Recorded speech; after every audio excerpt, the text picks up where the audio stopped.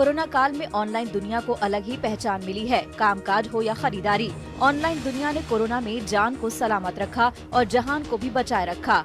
अब जब घर के भीतर से कामकाज होगा तो फिर खरीदारी भी वहीं से होगी। ऐसा होगा तो बिक्री के मामले में बाजारों से होने वाली शॉपिंग को तो ई कॉमर्स पीछे छोड़ ही देगा। यही वजह रही कि इस बार फेस्टिव सीजन में ई कॉमर्स से होने वाली खरीदारी ने नए रिकॉर्ड बना दिए हैं। आंकड़ों के मुताबिक ई कॉमर्स के जरिए इस बार पिछले साल के 47% के मुकाबले 53% स्मार्टफोन बिके। टीवी की ई कॉमर्स प्लेटफॉर्म से होने वाली बिक्री 2019 के 22% से बढ़कर इस साल 38% रही। अप्लायंसेस की बिक्री पिछले साल के 7 से 9% से बढ़कर इस साल 15 से 20% रही। कपड़ों की बिक्री 2019 में 10 से 15% ई कॉमर्स के जरिए हुई थी, जो इस साल बढ़कर 30 से 40% पहुंच गई है।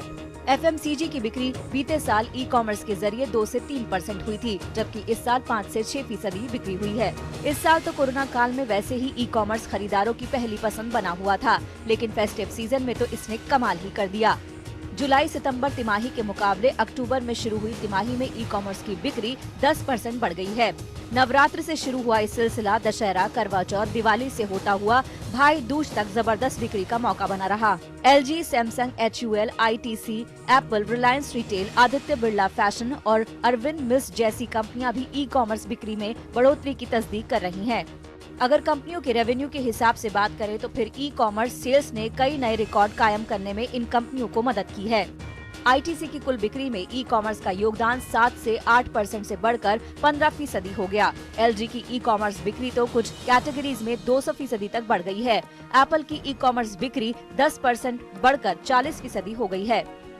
अब बहस इस बात की छिड़ गई है कि क्या ई कॉमर्स के जरिए होने वाली बिक्री में बढ़ोतरी केवल कोरोना की वजह से है या फिर ये इसी तरह आगे भी जारी रहेगी। इस पर दो मत हैं। एक पक्ष का कहना है कि केवल महामारी का असर है, जबकि एक पक्ष का दावा है कि शिफ्ट परमानेंट है। ग्राहकों की माने तो फिर ई कॉमर्स उन्हें कई तरह की खरीदारी में बेहतर विकल्प नजर आता है। ई कॉमर्स से हमें फ़ायदा तो काफ़ी है, दोनों तरह की बातें हैं, एडवांटेजेस भी हैं, डिसएडवांटेजेस भी हैं।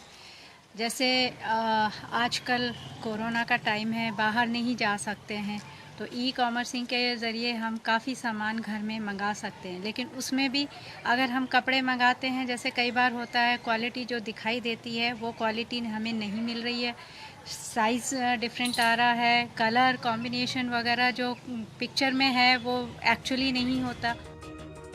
यानी अगर ग्राहकों को क्वालिटी और सर्विस से कंपनियां संतुष्ट कर सकती हैं, तो फिर ये तेजी जारी रहेगी। वैसे भी अभी तक तेजी की वजह Amazon और Flipkart तक सीमित है। कंपनियों के खुद के ऑनलाइन स्टोर्स ग्राहकों को लुभाने में कारगर साबित नहीं हो पाए हैं। अगर ऑनलाइन स्टोर्स भी चल निकले तो फिर जरूर ऑनलाइन शॉपिंग अपना जलवा हमेशा के लिए बिखेरने में कामयाब रहेगी।